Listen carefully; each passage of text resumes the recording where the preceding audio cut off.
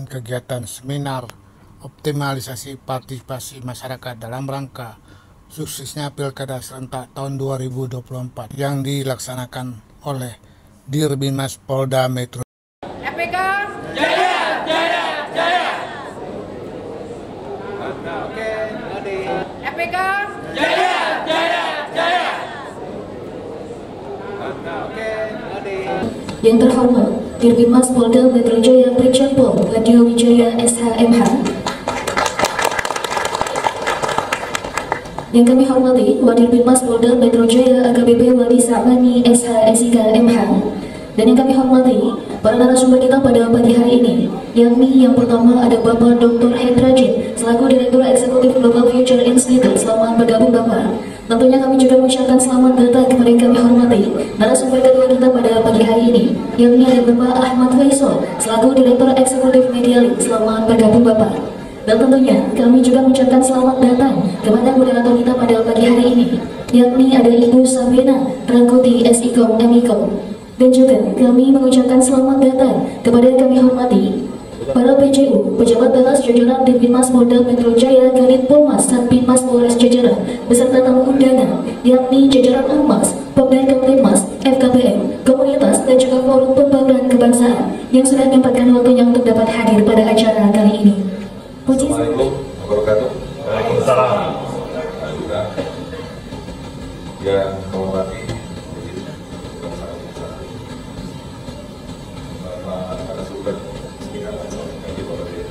Eksekutif Media Link, Bapak Ahmad Faisal, Bapak Direktur Eksekutif Global Future Institute, Bapak Dr. Hendrajit. Ini saya kenalkan sekali Pak Dirbimas, kemudian Pak Ustadz, Pak Kiai, terima kasih. Ini Mas acaranya pas saya mau menerima ya, pas banyak. Bukan buat seperti itu. Kami komentar ya. Pas besok kami serah terima. Kemudian para Dirbimas banyak ini. Dirbimas dan para pejabat utama yang Pak Perwira, mungkin banyak sekali. Para Perwira Polres ya, Dirbimas Polres. Kemudian Polres Ahmad, dan tidak sama satu-satu. Ini harus apa nih, ini teman-teman dari Ormas juga pengusaha sama FKPM dari antara forum komunitas ini kan sebentar lagi tentunya. Terima kasih banyak untuk acara ini bersama Bapak. Sebentar lagi tentunya kita dengan pengalaman kita melalui proses demokrasi, kemudian presiden, legislatif, dan tentunya sudah kita bawa. Kalau saja pemilu presiden aman, maka kita betul Pak ya? Saya percaya betul bahwa saya sudah bekerja. Kami hampir 5 tahun masih di Mas Jaya narasumber. Jadi papan juga saya ingin ke beliau untuk pajak Pak tempat ini ya. Makanya kalau kita dari Mas, dua saya tarik lagi.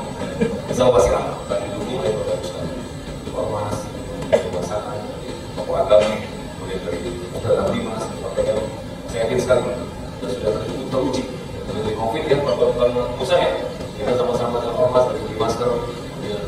Kita menghadapi turbulensi situasi politik di Jakarta, demo ambil Ormas yang didukung oleh semua etnis. Tentunya Jakarta harus kita jaga supaya aman. Kita berkomentar untuk kemampuan negara.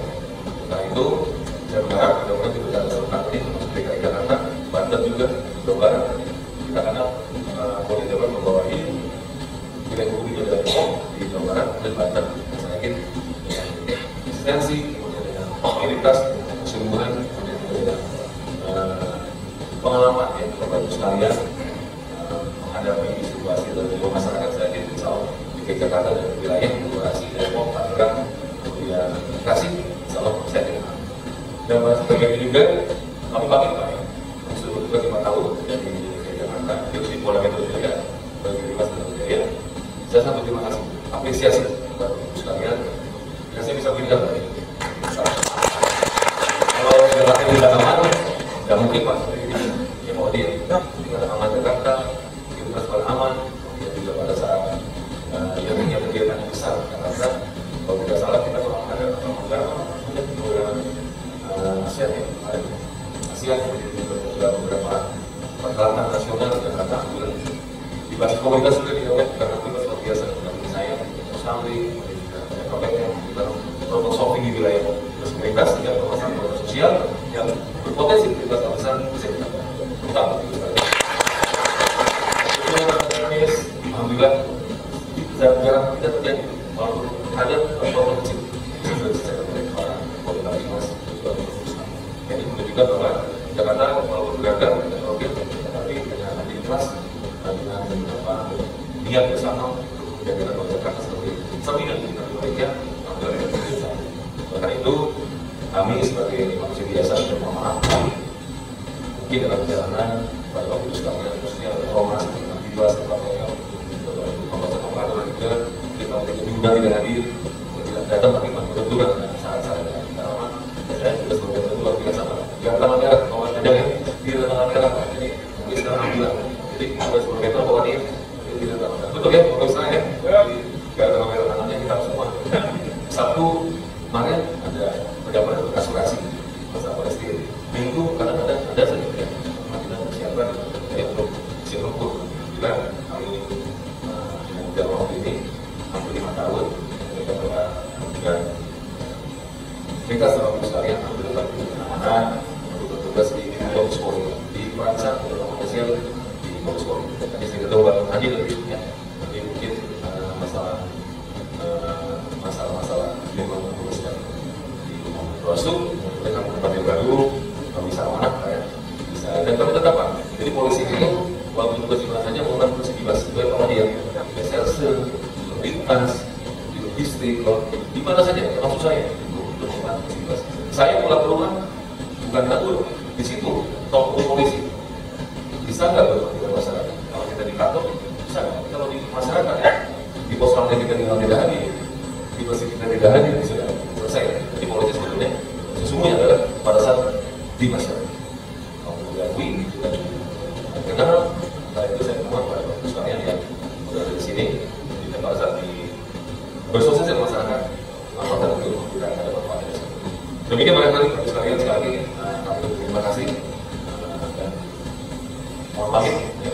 Insyaallah terima kasih masih Jakarta ada hal-hal yang mungkin bisa membuat pakai Pandi dan bahan pusat yang lain mohon tidak insyaallah dan Koordinator khususnya kita sebagai budaya dengan dukungan pendampingan kaitan dan untuk sekalian insyaallah kita akan terus demikian terima kasih saya hormat terima kasih. Optimalisasi partisipasi masyarakat dalam rangka suksesnya Pilkada serentak tahun 2024. Yang terhormat Brigjen Polisi Dia Wijaya SHMH, sekali lagi kami ucapkan selamat, terima kasih Jenderal atas dedikasinya dan juga kebersamaannya selama ini. Semoga sehat dan sukses selalu untuk Jenderal. Yang kami hormati para narasumber, ada Bapak Dr. Hendrajit, Direktur Eksekutif Global Vision Institute.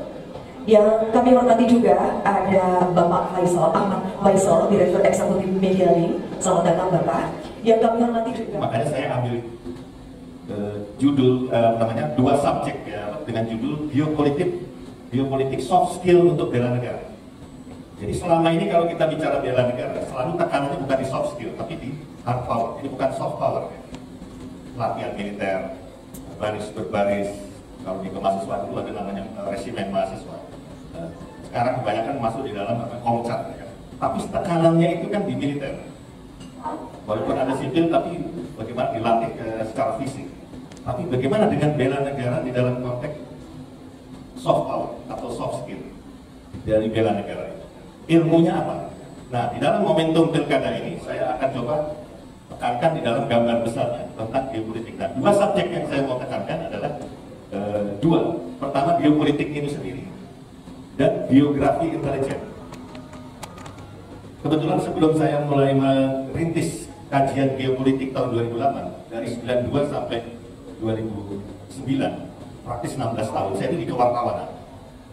Di kewartawanan itu kan ada prinsip kerja 5W1H. Apa, siapa, di mana, kapan, dan mengapa. Nah ini yang mengilhami saya, karena di dalam kewartawanan seringkali aspek where, di mana itu tidak pernah dipikirkan. Saya ambil contoh, di luar paralel soal pilkada ya. Anda masih ingat 2011 apa yang terjadi di Sampang, Madura? Benturan Sunni Syiah yang notabene teman seiman Muslim. Kok benturan di Sampang? Kebanyakan, itu tadi, kalau di jurnalistik tekanannya di siapa yang terlibat, kapan, siapa, terus apa, dan mengapa. Ya memang benar, mengapa itu nanti kan perlu analisis, perlu telaah apa penyebabnya. Tapi where itu yang penting dalam konteks di Madura. Kenapa di Madura kok tumben-tumbenan Sunni Syiah itu benturan? Selama ini kan rukun-rukun aja.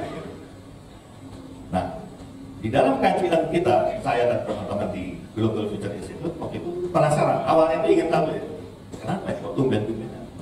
Punya usut di Sampang Madura itu, terutama di daerah Tawuran itu, berdekatan dengan satu ladang minyak yang kalau dihitung harinya itu 14.000 barel per hari produksi minyaknya. Berarti aspek sumber daya alam di situ itu tidak pernah dilihat. Hasilnya adalah dengan 14.000 barel per hari itu penghasilannya untuk pada waktu itu ya $1.400.000 Amerika. Nah, di dalam proses itu, karena kita terlalu terpaku pada Sunni Syiah, akhirnya muncul isu-isu yang tentunya walaupun berkait, tapi itu nggak substansi. Hak asasi manusia, minoritas, mayoritas, dan sebagainya. Jadi akhirnya larinya ke situ, mengalihkan perhatian dari Sunni. Nah, where tadi diabaikan, aspek biografis. Nah, apa itu yang terjadi? Dengan 14.000 barel minyak per hari di kawasan itu, yang ada blok Madura Barat itu, menghasilkan 14.000 barel dengan penghasilan revenue-nya per hari waktu itu, yang pasti sekarang naik lagi $1.400.000.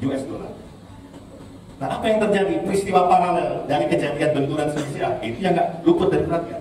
Ternyata ada beberapa subkontraktor asing yang lagi berebut tender di wilayah itu.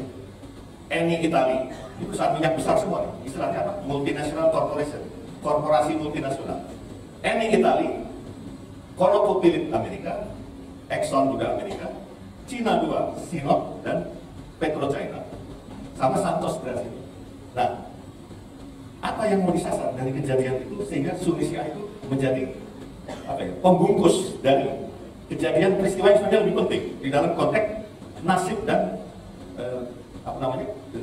prospek dari geografi yang namanya Madura itu. Nah, karena tidak ada mengabaikan aspek itu, apa yang menjadi skenario dari Sunni Syiah itu? Pertama, Sunni Syiah dibenturkan sebagai isu. Nah, karena ini berhasil memancing berbagai perhatian yang sebetulnya, tapi sayangnya tidak lari ke jantungnya masalah. Akibatnya yang terjadi apa? Isu itu dikembangkan menjadi tema. Nah, temanya itu apa? Relokasi masyarakat setempat dari daerah konflik. Artinya yang terlibat dalam tawuran itu direlokasi. Ya, apa yang terjadi dengan daerah itu? Jadi eksklusif area, daerah eksklusif dan tertutup. Nah, apa yang mau disasar dari sasaran strategis ini? Yang terjadi adalah dengan tertutupnya daerah itu kong-kali-kong antara 3 unsur. Pejabat Pemda setempat, TNI Polri setempat, dan ini nggak kalah penting, broker-broker minyak yang permukaan kesannya pengusaha minyak, tapi sebenarnya broker. Nah, ini yang kemudian melakukan deal-dealan dengan pihak asing yang lagi berebut tender karena dia lokal, bukan kontraktor ya, subkontraktor. Apa yang terjadi dari situ? Gara-gara kita mengabaikan aspek geopolitik. Geopolitik itu sederhananya adalah ketika kita tahu betul geografi daerah kita dan tahu kekuatan dan kelemahannya, itulah geopolitik. Terutama ketika kita tahu kekuatannya. Nah, itu satu contoh dari persoalan yang terjadi di Madura. Adakah kasus yang serupa paralel di daerah lain yang seperti itu? Ada. Di tahun 2011 juga. Bapak Ibu ingat masih kasus Mesuji di Lampung? Antara siapa dengan siapa itu? Antara warga Bali pendatang dengan warga setempat. Polanya hampir sama. Jadi ini pola perang asimetris, pola perang penaklukan daerah tanpa melalui senjata, tanpa kekerasan, tapi melalui pemahaman tentang geografi itu, di mana musuh lebih paham dari kita sendiri yang menghuni. Jadi musuh lebih tahu kondisi dalam rumah kita sendiri daripada kita yang ada di dalam rumah. Itu terjadi. Nah, kalau di sana minyak, di Sampang Madura yang terjadi itu, yang Sunni Syiah. Kalau di sini suku yang dibenturkan, dan tujuannya sama, penguasaan sumber daya alam. Kali ini bukan minyak, tapi apa? Emas. Nah, ini yang itu nanti ada di buku saya, karena saya ada bawa yang sudah habis belum nyetak yang keempat, yang disimpan. Jadi nanti melalui panitia saya serahkan untuk yang PDF-nya, perang asimetris dan skema penjajahan gaya baru. Nah, Bapak Ibu sekalian, itu Besuci, Sabang. Nah sekarang masih kaitan, kalau ini dua ini, aspek pentingnya adalah sumber pemetaan sumber daya alam. Kita abaikan. Nanti saya akan jelaskan secara teoritis, yang nanti gambaran ini saya sengaja cerita dulu supaya nanti masuk ke aspek yang lebih konseptual atau teoritis sudah dapat gambaran. Nah yang terakhir, ini kembali ke masa lalu dan ini kaitannya Jakarta sendiri. Coba Bapak Ibu sekalian pasti belajar sejarah kan waktu dari zaman SD, SMP, SMA. Tahu-tahu Belanda 1611 apa yang terjadi? Menaklukkan pelabuhan Sunda Kelapa, betul kan? Dan itu yang menjadi dasar kemudian menguasai Jawa. Tapi di sekolah, di pelajaran-pelajaran non formal di kemasyarakatan, di Lemhanas atau di mana yang Bapak itu sempat itu, pernah nggak kepikir kok Belanda merebut pelabuhan Sunda Kelapa yang pada waktu itu hitungannya abal-abal, buat tanda petik ya. Karena pelabuhan besar dan berskala internasional itu bukan di Sunda Kelapa, di Banten. Tapi kenapa itu terjadi? Nah, di sini Belanda lebih paham geopolitik Nusantara ketimbang para raja-raja Jawa yang asik sendiri pada waktu itu. Sibuk dengan masalahnya sendiri, kepentingannya sendiri. Ya, persis kayak sekarang lah. Saya pikir kita nggak tahu kondisi di luar negeri seperti apa, dan ketika luar negeri lagi nyasar kita, dia lebih tahu kekuatan kita, kartu kita daripada kita sendiri. Nah, apa yang mereka pahami? Kalau tadi yang menyangkut Sampang dan Besuci di Lampung, itu kan sumber daya alam, betul nggak? Pemetaan sumber daya alam. Tapi kalau ini lokasi geografis. Nah, apa yang menarik dari terutama Jan Pieterszoon yang terkenal, walaupun kemudian matinya juga tragis di sini. Tapi di era-era awal dia konsolidasi, dia lah otaknya. Dan dia, kalau dulu kan gubernur jenderal itu kayak sekarang CEO perusahaan. Ini kan VOC itu kan kongsi berapa perusahaan jadi satu. Nah, merger atau akuisisi pokoknya yang besar-besar nyatu. Entah modalnya, apa kekuatan, apa sumber daya manusia, apa. Tapi terus ada CEO. Nah, CEO-nya ini belum tentu dia pengusaha, tapi dia jenius di dalam membaca penaklukan di mana militer itu jalan terakhir. Tapi kalau bisa non militer lebih bagus ya. Nah, ini dia. Yang Pieterszoon melihat Sunda Kelapa itu, ya ini Jakarta sekarang ini. Kalau lokasi geografis, dia adalah jembatan atau daerah apa istilahnya?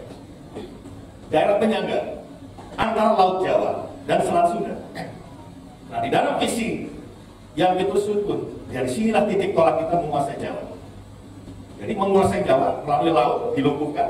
Dan benar, karena dia pikir gini, menghadapi Banten waktu itu lagi Sultan Tirtayasa, Ageng Tirtayasa masih kuat, imbang lah teknologi militernya apa. Tapi bagaimana secara soft power? Nah, di sini geopolitik Belanda dia bisa membaca dari peta itu. Oh, jangan dari Banten kalau gitu, Sunda Kelapa. Karena di situ titik penghubung jembatan atau daerah penyangga istilahnya, daerah penyangga, zona apa istilahnya zona penyangga ya. Buffer zone, daerah buffer antara Laut Jawa dan Selat Sunda. Dan begitu itu dicapai. Makanya tidak heran abad 17 praktis Pulau Jawa kan dikuasai utama Jawa Tengah dan Jawa Timur. Nah, inilah gambaran yang tercelakanya sampai hari ini pun. Hal itu tidak berubah. Ya. Walaupun kita katanya sudah modern, apa. Sementara penjajah-penjajah itu geopolitik jadi agenda. Nah, mari sekarang kita masuk ke yang lebih konseptual. Bisa tolong di dalam. Nah, ini turun lagi. Oh, ini sekedar background saya dulu tadi. Nanti dulu di buku saya yang sempat sudah terbit. Nah, yang berikutnya kita mulai ke materi. Nah, jadi ada dua aspek ya. Mengapa geopolitik penting dan geografi intelijen bingkai untuk mengaplikasi bela negara secara near militer atau non militer. Berikut. Ya, ini sudah saya kembangkan. Nah, sekarang saya mau pertajam ya. Jadi intinya, pertama kita sebagai warga masyarakat dan Bapak Ibu sekalian kan komponen dari bangsa, national component, itu harus paham. Nah, apa yang mesti dipahami dalam konteks ini? Jadi geopolitik itu berkontribusi pada dua aspek. Memetakan karakteristik geografis. Jadi tempat tinggal kita, Jakarta. Kalau bahasa Lemhanas, di mana saya selalu menjadi dosen tamu di sana, itu punya istilah namanya kondisi alamiah geografis atau trigatran. Jadi sumber daya alam, tadi sudah saya singgung ya terkait Sampang dan Besuci. Lalu yang kedua, geografi itu sendiri dengan segala aspeknya. Dalam bahasa saya nanti karakteristik geografis. Dan yang ketiga adalah sumber daya alam dan kependudukan. Jadi kependudukan, sumber daya alam dan geografi itu sendiri. Tapi menurut saya, jadi kritik saya pada Lemhanas sendiri, dan sudah sampai hari ini nggak berubah ya. Terlalu umum Trigatra itu sebagai kondisi geografis alamiah atau sumber daya alam, geografi dan kependudukan. Nah, yang Pancagatanya dimensi Iporeksos Butankam, ideologi politik ekonomi sosial budaya dan pertahanan atau keamanan atau militer. Yang itu disebut kondisi sosial geografis. Jadi ini ya gambarannya. Jadi kita penting dengan kerangka atau bingkai ini, karakteristik geografis sebagai tempat tinggal dalam arti alami, kondisi alamnya geografis, dan kondisi sosial geografisnya, ideologi, politik, ekonomi, budaya, pertahanan, keamanan. Ya, berikut. Nah, sekarang mari kita lihat apa karakteristik geografis yang tadi gambaran sehingga kita kecolongan di 3 kasus tadi itu. Pertama, kalau kita mau bicara mengenali kekuatan dan kelemahan geografi kita, pertama mengenali kondisi fisik lingkungan. Jadi kata kuncinya kondisi fisik lingkungan. Jadi Jakarta itu sejatinya apa? Daerah pertanian kah, pesisir kah, atau pegunungan? Kenapa ini penting? Karena ini membentuk watak kolektif masyarakat. Kalau Anda daerah pegunungan, nyenggol dikit, bacok. Gambaran sederhananya, senggol, bacok. Itu watak pegunungan. Nah, pesisir itu wataknya terbuka, berani berisiko, senang berpetualang, dan senang hal-hal baru, gak ingin yang rutin-rutin gitu. Biasanya gak betah di rumah, gak betah di kampung halamannya sendiri. Jadi menganggap petualangan itu jalan menemukan hal-hal yang selama ini tidak diketahui, atau yang mencari hal-hal yang kemungkinan-kemungkinan baru. Itu pesisir. Makanya banyak yang bangsa yang pesisir, misalnya Cina, di Cina, Cina Selatan kayak yang lepas pantai itu, sama kayak Guangzhou, terus Fujian, itu banyak kan orang pedagang yang berani berisiko, berani pokoknya ingin maju, nggak pengen yang sekarang gini-gini aja. Nah, kalau pertanian itu wataknya kayak di Jawa Tengah, ngelaras, sebenarnya nyantai. Hidup tuh kalau misalnya ngopi rokok aja udah benar surga dunia. Itu watak pertanian. Tapi sisi bagusnya dia guyup. Kalau ada masalah di lingkungan itu satu orang, itu bisa menjadi masalah bersama. Nah, jeleknya suka kepo, bukan rasa ingin tahunya kuat, tapi pengen tahu banget urusan orang. Nah, itu kan kepo gitu ya. Tapi itu hal-hal yang harus dipahami dalam watak kolektif masyarakat pertanian. Nah, jadi pertanian itu pesisir atau pegunungan, itu punya watak yang berbeda-beda. Nah, Jakarta ini aneh sebetulnya. Kita itu kayak karena itu di pelabuhan. Kayak tadi sudah pelabuhan, Belanda asalnya pelabuhan ya. Dia belum bayangkan kotanya tadi.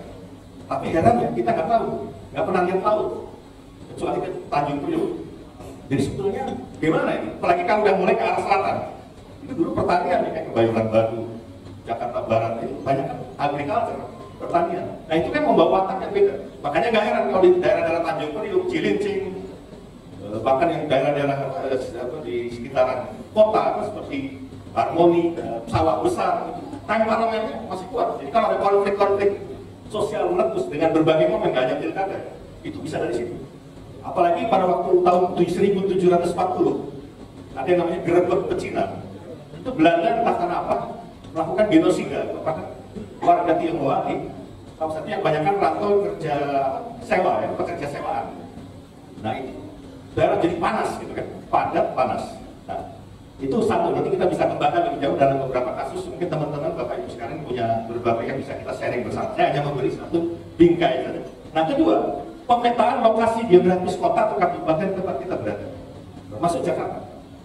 Nah kalau bicara konflik pilkada, tanpa saya juga cukup mengapresiasi yang dikatakan oleh Pak Direktur Binmas, bahwa ini dengan mengacu kepada pemilu kemarin aman, ya insya Allah aman juga. Tapi perlu Bapak Ibu perhatikan, dalam setiap konflik pilkada atau pemilu, aspek non-elektoral itu yang lebih memicu konflik itu ketimbang antara kontestan. Aspek politik, aspek ekonominya, aspek sosial budaya, itu bisa memantik. Dan bahkan ketika kita, itu tadi, abai aspek geopolitik dalam konteks terutama ya, terkait lokasi geografis, itu bisa menjadi penyebab yang kita tidak bisa antisipasi karena kita nggak membayangkan itu sebagai potensi bahaya. Misalnya apa? Di dalam beberapa kasus, dan saya kira Komnas HAM, beberapa kajian dari UGM, dari beberapa universitas sudah mengisyaratkan hati-hati dengan tapal batas. Daerah-daerah perbatasan, antar kota, antar kabupaten, karena itu bisa memicu oleh satu sebab yang bisa saja aspek pilkadanya itu hanya tumpangan tadi. Nah, salah satu mendeteknya pemahaman ini, pemetaan lokasi geografis.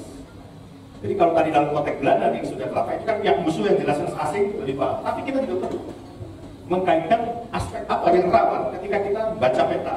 Oh, di sini ada Jakarta Utara, Selatan, Kepulauan Seribu. Nah itu juga punya ragam perwatakan kolektif masyarakatnya berbeda sesuai dengan kondisi fisik lingkungannya. Kalau dia pertanian, enak sulit untuk diajak konflik atau disulut ya. Tapi di daerah-daerah seperti Tanjung Priok, Cilincing, Petamburan, Harmoni, sawah besar, apalagi tanah tinggi di daerah Senen itu, Cempaka Putih, rawan sensitif melakukan tindakan omongan sensitif saja sudah kayak membakar mulut api di gudang yang penuh dinamit. Nah itu yang saya kira perlu dicermati dalam konteks lokasi. Nah yang ketiga, pemetaan sumber daya alam yang menjadi aset unggulan daerah. Kenapa? Ya, tadi contoh Mesuji dan Sampang itu menyulut konflik sosial pada akhirnya, horizontal sifatnya. Jadi nggak hanya pilkada saja, itu bisa dicari nanti momennya. Tapi ini sekalian, pilkada yang selesai, alhamdulillah nanti bisa ada beres kapan. Tapi ini tetap penting ilmu ini buat Bapak Ibu sekalian. Nah yang keempat, pemetaan sumber daya manusia yang melekat dengan karakteristik geografis daerah tempat tinggal. Apa itu? Itu tadi kondisi fisik lingkungan yang kaitan keterikatan tadi, kependudukan. Jadi pemetaan kependudukan itu bukan menyangkut susunan kependudukannya, misalnya mayoritas suku di Jakarta itu yang mayoritas apa Jawa, apa Sunda, apa itu kan kalau itu nggak terlalu menjadi masalah. Tapi singgungan-singgungan, irisan-irisan di dalam interaksi antar suku itu penting. Makanya saya senang di dalam ormas yang hadir peserta ini selain aspek keagamaan, ormas agama juga aspek etik. Nah ini ilmu yang penting untuk melihat, apalagi kalau di Indonesia benturan agama itu biasanya nggak terlalu, tapi kalau kesukuan hati-hati. Ingat Sambas itu, tahu berapa zaman Gus Dur masih presiden. Bagaimana etnik ini? Dan bukan kebetulan Sumpah Pemuda 1928 ketika itu menyatu menjadi fondasi Indonesia Merdeka 15 tahun kemudian tahun 45, Agustus 45. Itu juga dari kejeniusan para founding pendiri bangsa untuk melihat bahwa yang harus dirangkai di dalam itu terutama adalah suku. Karena kalau udah suku, kearifan lokal. Kalau udah kearifan lokal, agama yang terkoneksi dengan daerah otomatis beres. Nah itu yang saya kira penting di dalam konteks pemetaan sumber daya manusia di sini, pemetaan kependudukan. Dan itu Jakarta memang kompleks, tapi itu bisa nanti kita diskusikan bareng-bareng. Nah yang kelima, peka dalam membaca kondisi batinnya dan keaslian bahwa yang diekspresikan lewat, nah ini penting, citra, bahasa, kesenian, catatan-catatan kitab kuno dari para leluhur, kebijakan, adat, istiadat, dan organisasi. Jadi kalau daerah Anda pertanian, pola organisasinya juga beda, pola kepemimpinan yang terbangun beda juga. Nah yang terakhir, mengetahui dan menghayati karakter kolektif masyarakat yang terbentuk oleh kondisi fisik lingkungan. Tadi saya jelaskan. Ya, berikut. Jadi pentingnya geopolitik dalam konteks ketahanan nasional itu mensyaratkan adanya badan intelijen negara. Tapi kalau itu kan instansi negara. Bapak Ibu sekalian harus ada wawasan itu juga. Dengan berbasis geografi, makanya saya sebut geografi intelijen. Tugas utamanya adalah memproses informasi yang berkenaan dengan kondisi geografis negara sasaran. Nah, di sini nanti masukan-masukan dari Bapak Ibu sekalian, bukan hanya ke kepolisian, tapi kepada otoritas politik, otoritas sosial budaya, itu akan menjadi penting. Jadi geografi intelijen diperlukan secara langsung bukan hanya untuk perencanaan perang militer, tapi juga untuk perang militer, termasuk dalam mengantisipasi potensi konflik, bukan hanya pilkada, tapi juga hal-hal momentum-momentum lain yang seringkali bisa seakan-akan itu konflik dari buntut dari antar elit di pilkada dan para pendukungnya. Padahal ada unsur lain, ada skenario lain. Ini sama kayak Sampang Madura, kesannya Sunisiat, padahal itu ada perang lain yang lagi dicoba dipawang, istilahnya ditangkap. Nah, oke, sekarang kita langsung lanjut ke yang lebih komponennya. Nah ini, apa saja subjek dari geografi intelijen? Topografi, ini juga penting. Jenis-jenis tanah. Karena itu nanti aspek kebudayaan. Anda tahu, perang saudara di Suriah antara kelompok pro Presiden Bashar al-Assad dengan kelompok pemberontak yang didukung Amerika, Prancis, dan Inggris. Sehingga walaupun sekarang berhenti karena ada perimbangan dari Rusia dan Cina. Tapi apa penyebab internal yang utama? Beberapa daerah utama di Suriah itu tandus tanah. Dan tanah yang tandus, apalagi itu sudah kering, itu yang memicu kemarahan. Jadi topografi. Jadi yang main-main, kita kadang di aspek tanah itu yang bisa menjelaskan kok kenapa jadi konflik ini. Orang melihat sebenarnya karena kebasaran harus diganti, apalagi ada dukungan Amerika. Betul, asing memang terlibat. Tapi internal sendiri mengkondisikan. Yaitu apa? Gagal panen, tanah kering, tandus, akhirnya kering. Dan itu yang memicu kemarahan. Kalau yang positifnya mungkin dia lari, jadi hijrah kan, pindah ke daerah lain. Ini yang utama tadi itu bergolak dan mudah. Ibarat dinamit itu tinggal disuruh api. Nah itu topografi. Terus jalan-jalan dan hubungan lalu lintas laut dan darat yang dapat dilalui, ini juga penting. Aspek narkoba, ya kan, apalagi human trafficking, perdagangan manusia, itu dari situ. Nah kalau Bapak Ibu mengetahui, tanpa harus pakai senjata, dengan ilmu bisa menangkal secara non militer. Nanti bentuknya bisa informasi, bisa kajian yang bermuatan wawasan dan sebagainya. Intinya bisa diantisipasi kalau ada kejadian seperti itu, termasuk modus-modus kejahatan lintas bangsa. Jadi itu apa? Laut dan luar, bukit-bukit juga penting. Pusat-pusat komunikasi. Bahkan yang ini tadi kaitan ke Suriah, kita juga harus tahu letak sumber-sumber air, sumber air di mana berada. Karena ketika kita nggak bisa mendetek itu potensial itu kering, itu bisa ke sosial juga ya. Nah, berikutnya negara asing dalam menetapkan negara tertentu. Nah ini bisa negara asing, ini bisa juga kelompok-kelompok yang memang otaknya ingin bikin sesuatu, entah krisis, kerusuhan, tapi dia akan melihat ini. Jadi dia melihat sasarannya itu, kemudian mempelajari sasaran-sasaran atau objek-objek strategis yang bisa dilumpuhkan jika mereka melalui sabotase dan subversi. Nah, misalnya pusat-pusat vital penduduk itu di mana aja? Nah, itu Jakarta harus biasa dipetakan. Instalasi industri, Tanjung Priok itu memang agak ke pinggir, tapi itu titik hubung antara kawasan industri yang ke Pulau Gadung dan sebagainya dengan komunitas dagang dan ekonomi. Itu juga harus diperhatikan aspek lokasi geografis terkait Priok. Tanpa itu kita selalu lupa setiap ada konflik besar. Bolak-balik Priok, tanah tinggi, ya kan? Sawah besar, dari situ mulai. Nah ini yang makanya penting untuk melihat di mana saja pusat saraf pemerintahan maupun pusat-pusat ekonomi dan perdagangan. Segitiga emas, Sudirman, Kuningan, Tamrin. Itu harus dengan sendirinya lokasi geografis itu bisa berbicara. Kalau kita tahu bahasa mereka, kita bisa nanya ada apa polisi ini. Itu harus diperhatikan. Berikut mempelajari watak-watak mental atau karakteristik penduduk dari daerah sebagainya, termasuk Jakarta. Nah, ini juga penting. Bagaimana sejarah daerah itu, misalnya di Aceh, Riau, dan juga Jakarta. Jadi, Bapak Ibu sekalian, 3 hal, tolong ingat. Biografi, demografi atau kependudukan, dan sejarah. Tadi dari cerita-cerita awal, saya itu mengandung 3 itu. Biografinya bagaimana, kependudukannya bagaimana, dan terakhir sejarah. Karena geopolitik sejatinya adalah mengkawin-mawinkan antara geografi, ilmu sosial, dan sejarah. Nah, yang kelima, tidak kalah penting mempelajari kondisi alam dari, kalau tadi kan kondisi alam secara ini ya, kayak pegunungan, atau pertanian, atau pegunungan. Tapi ini yang lebih spesifik. Jangan main-main dengan cuaca. Jadi mempelajari iklim, kondisi cuacanya seperti apa. Karena negara asing biasanya melumpuhkan negara sasaran, mengenali kondisi alam negara sasaran penting. Amerika, waktu zaman perang Vietnam tahun 60 akhir sampai 75 akhirnya kalah dan terusir dari Vietnam.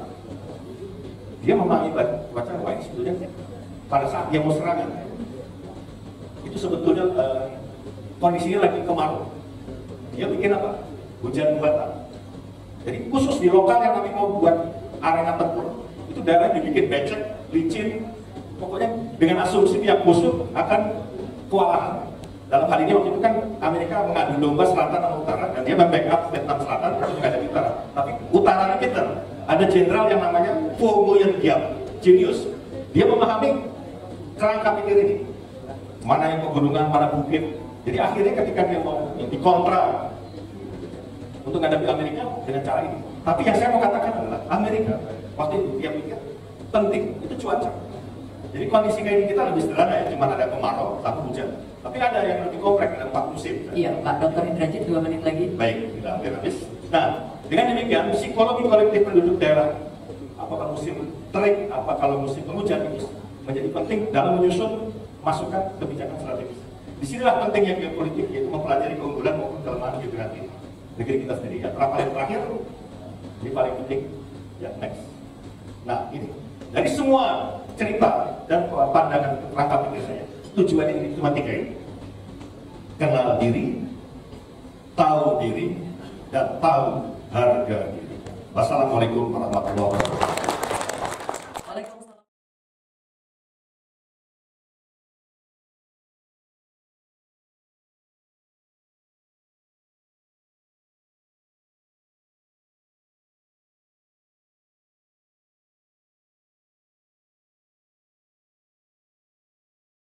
Yang paling banyak Jakarta, Solo, atau konflik di luar Jawa saat itu kalau di Kalimantan sampai Sambas itu kan Kalimantan Tengah, Inggris sampai semua ada. Dan penyebabnya satu, adanya informasi yang salah atau hoax yang disebarkan oleh salah satu kelompok. Ini makanya kalau Mas ada kelompok agama dan kelompok etnis itu kan menjadi sebarkan oleh salah satu kelompok. Kalau misalnya saya kanan kelompok yang sangat ultranasionalis dan anti imigran, yang menyebabkan adanya kejadian penusukan terhadap warga. Seperti disebarluaskan informasinya yang melakukan penusukan itu adalah imigran dari Afrika yang beragama Islam. Nah makanya kemudian muncul kerusuhan yang cukup besar di negara Inggris. Sasarannya adalah umat Muslim. Ikut kan Bapak Ibu mengikuti tidak perkembangannya saat itu? Kita agak deg-degan sebenarnya, karena kalau kejadian dari umat Islam di luar negeri itu biasanya berpengaruh di dalam negeri juga. Ini menyambung lagi dari geopolitika, di apa yang terjadi dengan umat Islam di luar negeri itu pasti punya pengaruh di dalam negeri. Minimal meningkatkan semangat untuk membela sesama Muslim gitu. Yang pasti negara Palestina pasti akan ada demo di Jakarta. Ini kejadian di Inggris. Mungkin nggak ini terjadi di Indonesia? Ada hoax yang disebarluaskan kemudian memicu kerusuhan. Mungkin nggak? Kira-kira? Mungkin.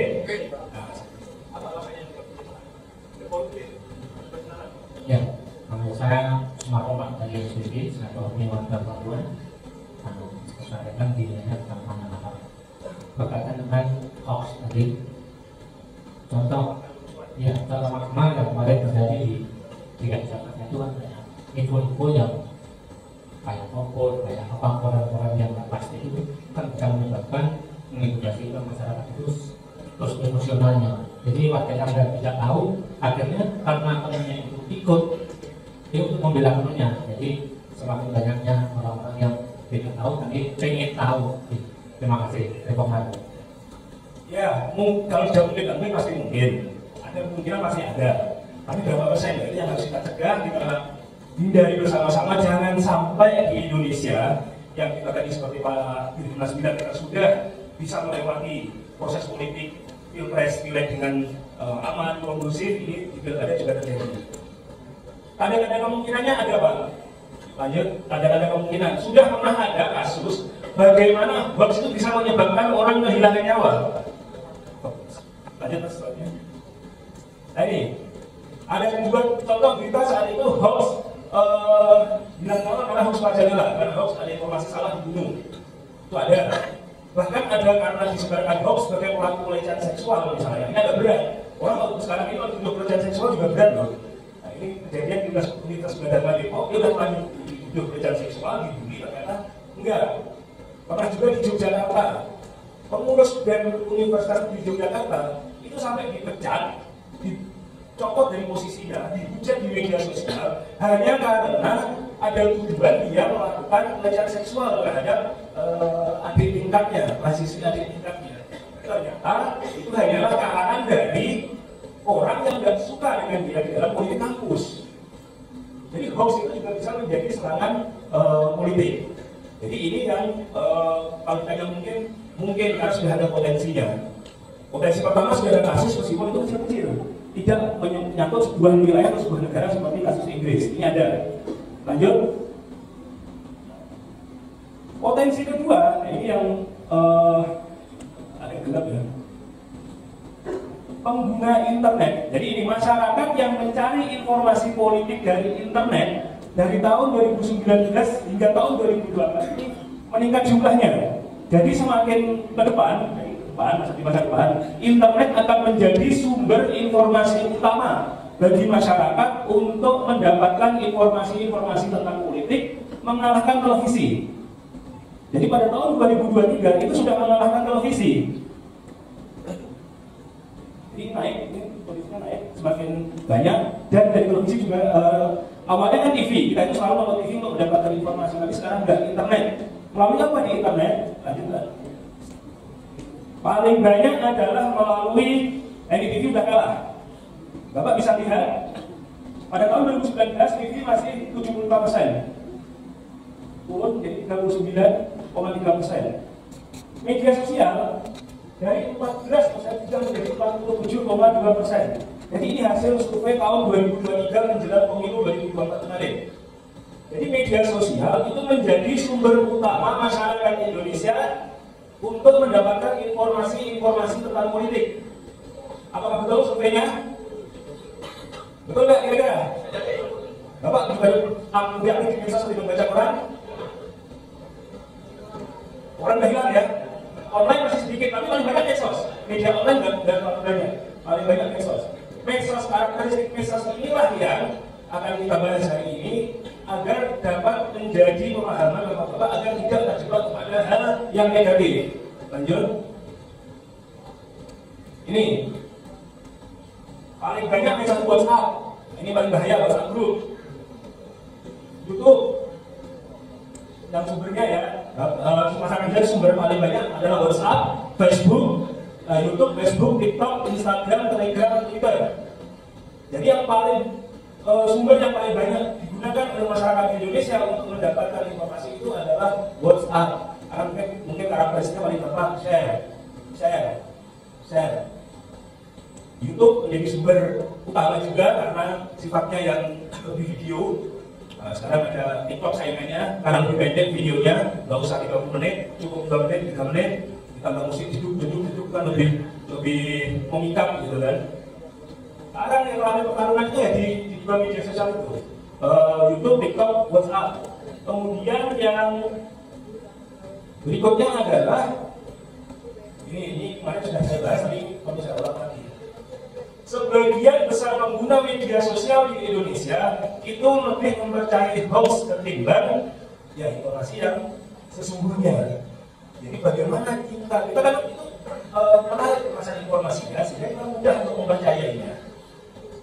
Dan hampir semua platform media sosial itu lebih mempercayai terhadap namanya gangguan informasi atau yang kita sebut hoax. Itu tantangan namanya dari media sosial. Kita mempercayai hoax, dan hoax itu dapat hoax politik itu dapat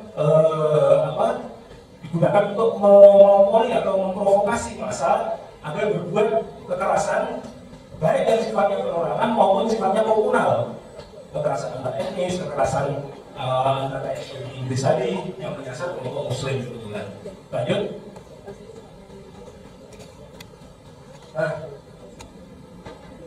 ini tingkat kepercayaan terhadap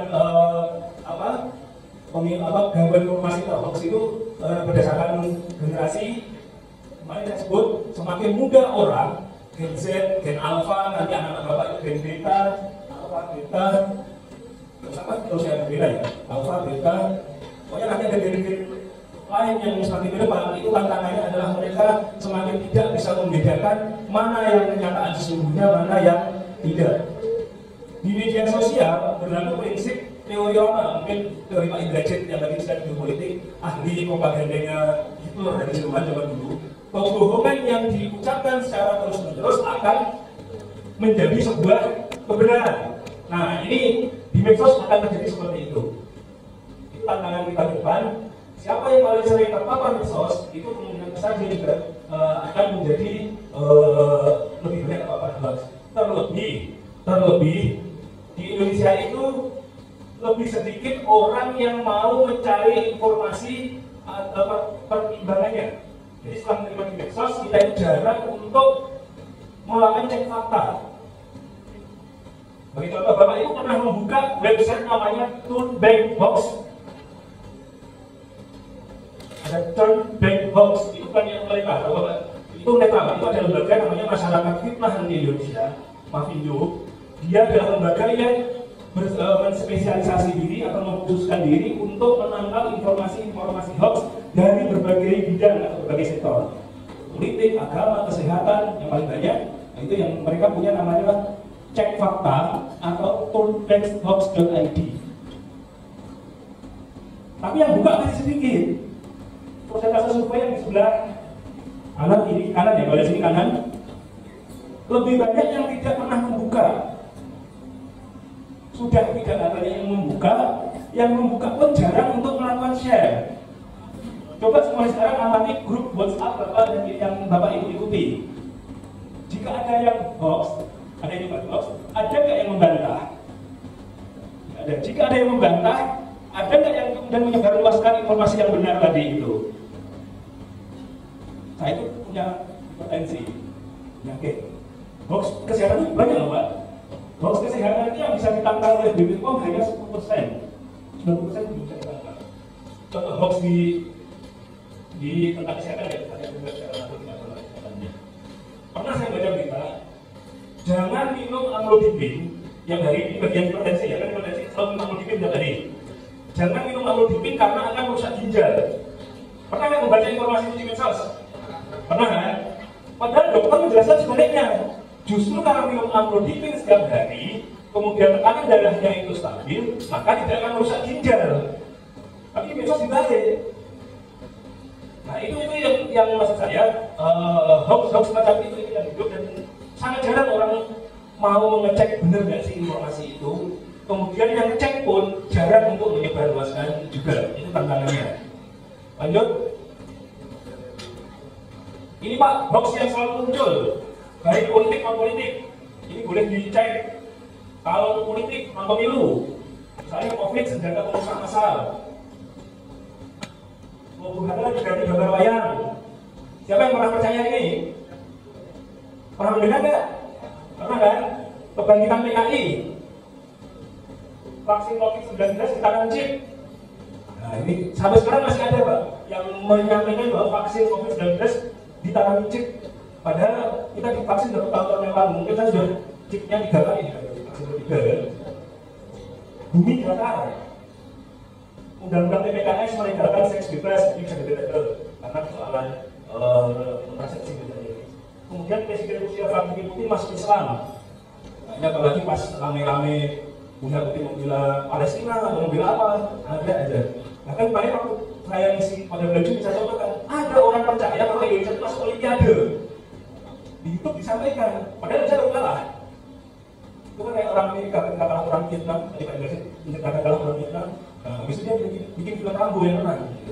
Kenyataan pasti itu menang gitu kira-kira. Nah kalau pemilu, nah ini mungkin pilkada mungkin masih ada nanti. Kalau jumlah pemilih, nanti masih ribut jumlah pemilih. Anggota KPU tidak netral. Itu sejak KPU ada masih sampai dituduh. Surat-suara yang sudah dicoblos, pencurian surat suara, KTP palsu dalam pemilu, nah, TKA Dinas sebagai pemilih. Pernah mendengar ini semua? Percaya nggak? Yakin? Bagus kalau percaya. Ini selalu muncul, bahkan pemilu 2024 saya nggak tahu di pilkada muncul atau enggak, semoga enggak. 2019 muncul lagi nanti. Apalagi tadi ya semakin banyak kerja asing di sini, pemilu 2024 ditunda, waktu itu sempat ada gitu. Nah, sebenarnya yang saya ingin juga ingatkan pada kesempatan kali ini adalah kita masih punya PR namanya polarisasi politik, terutama di media sosial. Pilpres, pileg kemarin mungkin tidak terlalu heboh di dunia nyata, tapi di dunia media sosial sangat heboh Pak, sampai sekarang. Dan itu adalah residu atau sisa-sisa konflik atau munculnya penggunaan media sosial dalam politik yang berlebihan di pemilu 2014 yang sampai sekarang tidak hilang-hilang. Lanjut Pak. Bapak Ibu kurang mungkin lanjut. Nah, Bapak Ibu kurang mungkin mendengar namanya cebong kampret, apalagi itu, kadul, tobrok, lanjut lagi yang lebih jelas. Nah ini dia. 2014 kita sibuk dengan namanya cebong kampret. 2019 kita sibuk dengan namanya Kadrun Togo. Ini mungkin kita juga calonnya sama, ini mungkin masih sama. Yang saya nggak habis pikir 2024 pun yang calonnya 3 ada juga sekarang digunakan. Yang 001 disebut dilabeli anak abah, ya. Yang 02 gemoy, yang 03 saya agak mendengar, tapi kalau dilabeli pinguin, saya agak jarang mendengar, tapi ternyata sebutan untuk 03 itu pinguin. Tapi yang menjadi masalah sekarang adalah pelabelan seperti ini masih terus terjadi. Saya kira Bapak Ibu sudah punya kesimpulan masing-masing. Tinggal dibawa pulang saya, di rumah tinggal dibuka lagi ya. Apa kesimpulannya, keputusan kita. Tapi yang pasti saya menarik apa yang disampaikan Pak Engaji tadi. Dunia kita sudah terpaksa harus mengikuti dunia digital. Betul ya Mas? Tinggal platformnya sudah ada. Yang jadi masalah bagaimana ideologinya. Apakah kita akan mengikuti ideologi Barat ataukah kita punya ideologi sendiri? Saya kira kita punya ideologi sendiri, betul ya? Yang sudah kita sepakati ideologi dan Pancasila. Kemudian apa yang disampaikan oleh Pak Ahmad Faisal bahwa ada singkatan tadi cabai, asal jangan cabai-cabean. Kalau cabai yang dimaksud adalah cakap dalam menggunakan medsos, gadget, kemudian aman, berbudaya, dan terakhir adalah beretika. Saya kira itu sangat luar biasa. Temukan dulu kedua narasumber.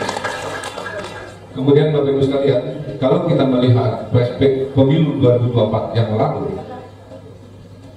kita sudah bisa melihat sekarang, sudah kita akui bahwa dunia kita adalah dua. Ada dunia maya dan dunia nyata. Positifnya saja bahwa kita semua memiliki peran yang sama, sudah saling mengingatkan satu sama lain. Bagaimana penggunaan gadget itu supaya tidak terprovokasi dalam kehidupan kita sehari. Kemudian Bapak Ibu sekalian, terkait dengan ideologi yang digunakan, saya kira kita tidak lepas dari nilai Pancasila. Mohon maaf mungkin kalau dalam agama lain.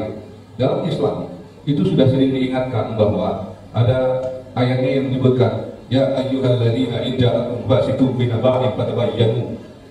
Jika datang kepada orang fasik membawa satu berita, maka bertabayyunlah. Cross-check dahulu berita itu.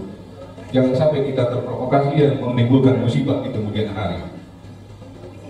Bagaimana caranya bertabayyun? Fas'alu ahla dzikri in kuntum la ta'lamun. Bertanyalah kepada ahlinya jika kamu tidak tahu. Ini ada dua ahli, barangkali soal-soal itu bisa ditanyakan kepada mereka di kemudian hari. Yang sekarang habis waktunya. Setuju ya Bapak Ibu ya? Saya kira itu. Kemudian terakhir kami tentu mengajak, ayo kita sukseskan Pilkada serentak 2024 dimanapun kita berada, kita sukseskan di lingkungan kita masing-masing, dan kita tentu pula saling menasihati satu sama lain untuk kebersamaan. Di acara seperti ini saya ingin menyanyikan lagu ini. Tujuannya tidak lain dan tidak bukan untuk mengingatkan kita bahwa tanah air kita adalah tanah tercinta untuk kita semua. Setuju Bapak Ibu? Jangan lupakan, maka cintai tanah air kita, cintai negeri kita, cintai bangsa kita, cintai lingkungan kita, cintai sesama kita semua. Maka tidak ada permusuhan, tidak ada perbedaan, tidak ada pertentangan untuk kepentingan apapun. Bendera boleh beda, satu tujuannya adalah merah putih. Demikian, assalamualaikum warahmatullahi wabarakatuh.